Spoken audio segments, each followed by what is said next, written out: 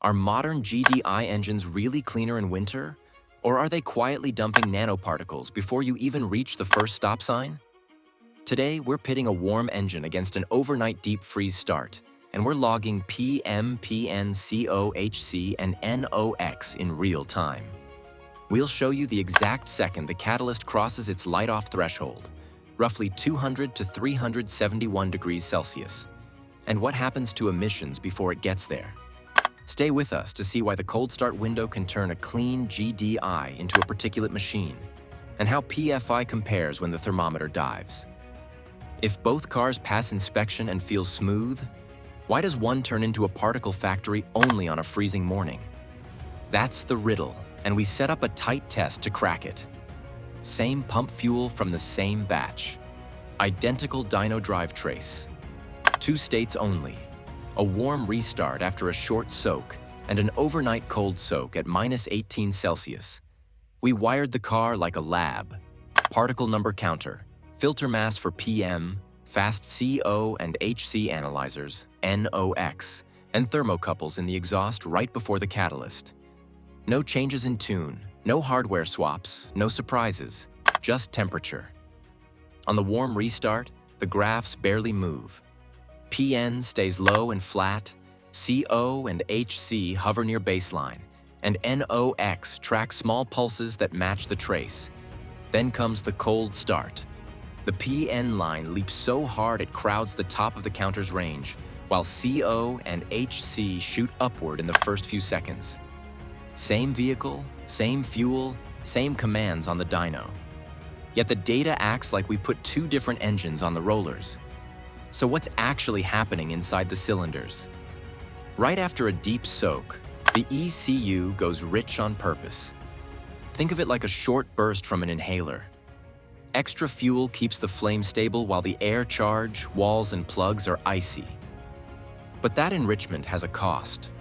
Cold air helps density, yes, but the fuel doesn't vaporize well. Droplets linger, some hit the cylinder walls, and part of that fuel never burns completely.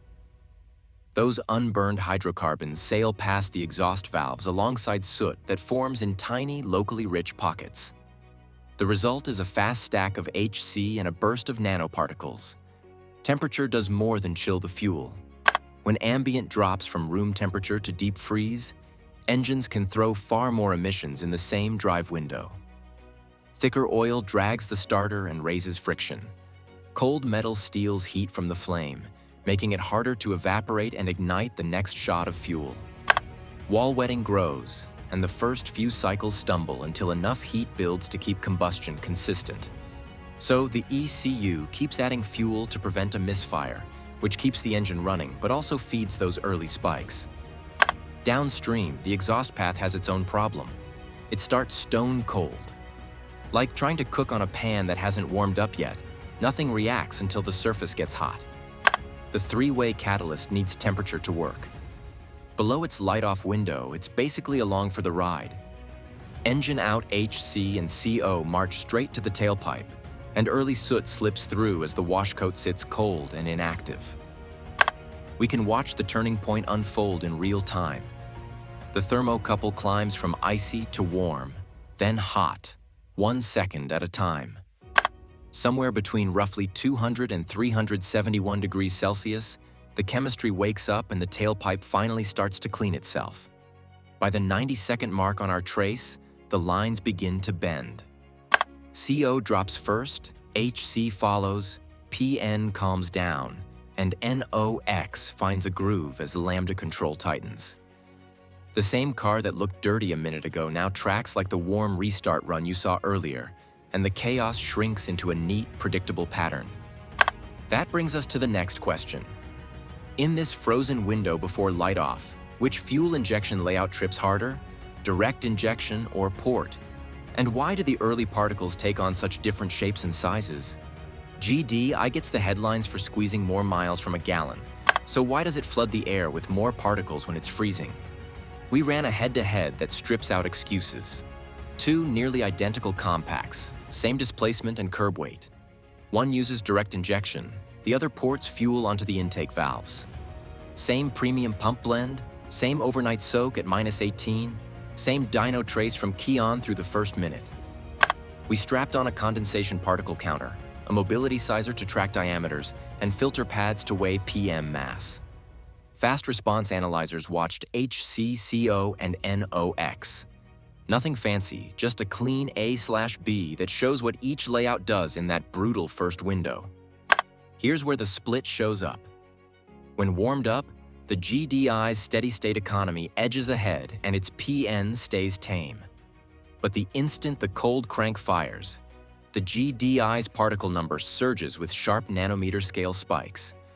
You watch the counter jump in steps as idle fuel stays rich to keep it lit.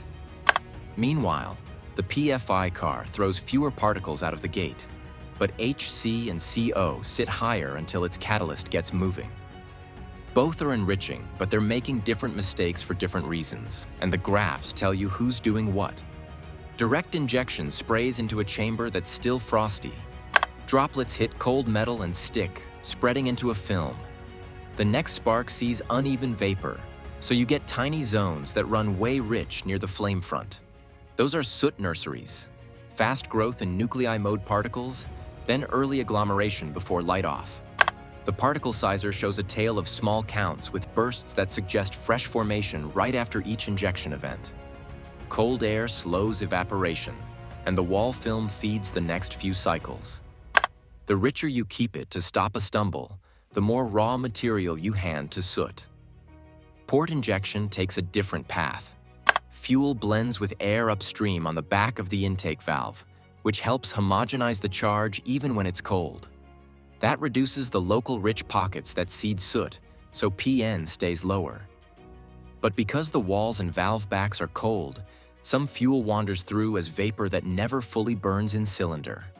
The result is higher HC and CO at the tailpipe until the catalyst wakes up. So you trade particle spikes for a bigger puddle of unburned fuel early on.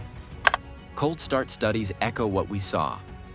GDI often posts higher PN than PFI in sub-zero starts. And particle morphology shifts from nuclei mode nanoparticles toward loose agglomerates before the catalyst takes over. Reported NOx can jump hard when misfire or lean transients slip in under these conditions, even showing surge multiples in extreme cold. Fuel choice matters too. Ethanol blends like E10 can cut black carbon from GDI substantially in the cold, and in some engines trim PN as well, though the effect varies by hardware and calibration. Watch the instruments during that first minute. The PN counter begins flirting with its ceiling as the GDI idles rich, while the PFI's HC and CO traces hold high and wide. Control returns as heat builds. Cross roughly 250 to 300 Celsius at the catalyst inlet and both cars settle. GDI's PN and PM drop fast, and with a gasoline particulate filter in the stream, those numbers fall even harder. PFI's HC and CO collapse at nearly the same moment, pulling its trace down to the warm baseline. Now you've seen the trade-off in black and white. Next up, we'll show the exact tools and daily habits that shrink this cold start hit. What actually moves the needle when you live with these engines in winter?